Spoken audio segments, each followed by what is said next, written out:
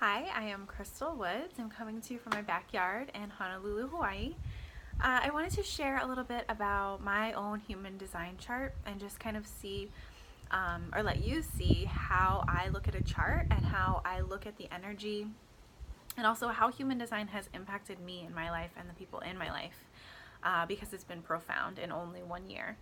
So when I look at my chart, first of all, I'm a manifester. Manifestors are about 8 to 9% of the population, so more of a rare type. And manifestors are here to initiate things, get things done, get things started. And basically, it's through this sort of like divine urge that we do that, right? It feels like inspiration, but deeper. It's not inspiration in the mind, it's inspiration in the body. And it's almost like I feel this pulling to do something, like something's pushing me to do it and I have to do it. And manifestors are here to impact the other. We have these more dense auras where a generator, a manifesting generator, has this open, welcoming, warm aura. A manifestor's aura is more dense and very selective, and it's pushing. So where a generator is pulling life to them, a manifestor is pushing things away that are not meant for them.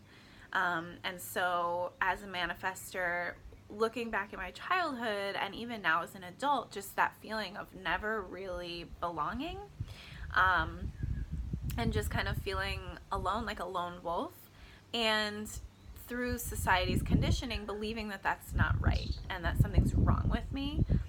But in reality, since I've learned about human design and how that's just how my energy works, I've been able to really embrace that and love it about myself.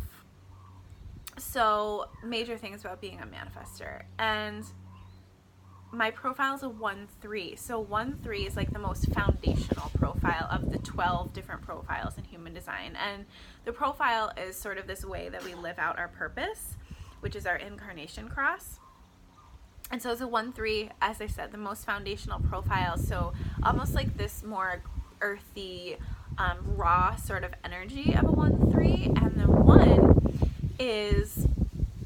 the one in the personality is the investigator. This is someone like me who gets interested in something and wants to know everything there is to know about it. So we'll take the courses and get the certifications and hire the teachers and just learn as much as possible, everything there is to know. And in doing so, eventually we'll become an authority in whatever that thing is. And the 3 is in my body, so like the unconscious part of me, the part of me that I don't necessarily identify with, but that is sometimes visible to others. That's this trial and error process that I go through. The 3 is what bumps into life and different experiences and people. And it's through this trial and error process, this just trying things, that I learn what works and what doesn't. And with my incarnation cross, the cross of explanation, I'm basically here to talk about what works and what doesn't and repeat it over and over again. I'm here to have these like unique insights about my experiences and about my emotions and about the perspectives that I have, and share those over and over and over again to help other people transform, to help other people shed their layers to get to who they truly are. And that is really what I believe I'm doing in my coaching practice and in my podcast. So I'm proud to say that I have finally begun living my design in that way. Another thing about my human design is that I'm emotional authority. So emotional authority, about half of the population has emotional authority, and authority is basically like our innate decision-making process, how we make decisions correctly for us. And so where, if you start reading about human design, you'll see just follow your strategy and authority and your life will play out exactly as it's supposed to. Your strategy goes along with your type or your aura. Mine is to inform. So for manifestors, it's a little bit different than the other types. But basically, for me to meet the least resistance when I am starting something new based on one of those divine urges I talked about, or when I'm about to make a big move, I'm supposed to inform the people around me, not ask for permission, rather just give a heads up so that people can be like, oh, okay, and they can relax a little bit, and so I don't come off as completely unpredictable and unstable. And then the authority, the decision-making process for me is emotional. So what that means is that I don't really have clarity in the moment. I'm constantly processing emotions in my body.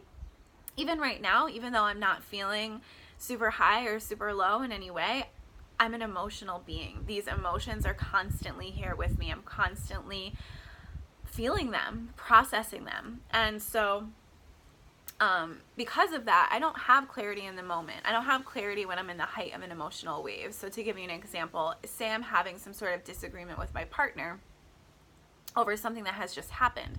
In that moment, I'm not going to have clarity. In that moment, I'm going to be at the height of my emotional wave. And so that's going to trigger a lot of different thoughts and a lot of different reactions that might actually not be correct for me, might not be aligned. And so the best thing that I can do with emotional authority is to wait out my wave. And that just means, maybe it means sleep on it. Maybe it means wait a week. Maybe for really big decisions, the wave lasts months or years. But it's waiting for that moment of clarity and really getting in touch with your inner authority and your strategy and your design overall is what allows you to understand what clarity feels like. It allows you to recognize, aha, there it is. And while you might never be 100% sure about something with emotional authority, you can be pretty sure.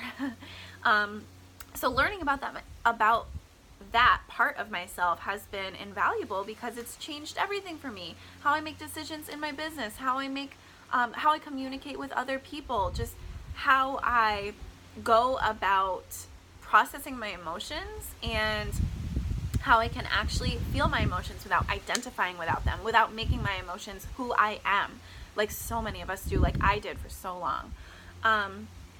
And just a couple other things about my chart that I see is that the energy flows from my emotions to my throat and from my ajna, or my mind, to my throat. And so I'm really here to communicate what I know, and I'm here to communicate what I have felt and experienced. And so like I mentioned before with the cross of explanation, that's really what I'm here to do, is just explain and share and not necessarily teach, but take people through my process, take people through my trial and error process. And there's my daughter, which is my cue to end this video.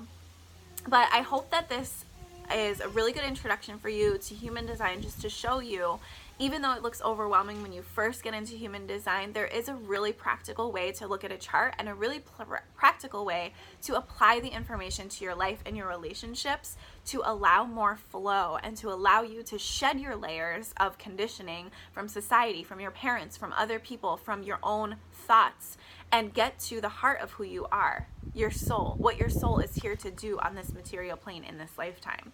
And I've just started my journey 1 year in, but it's going to take me through the rest of my life, and I already feel more in alignment in every area of my life, and that is what I really hope that you will gain from this knowledge. Aloha.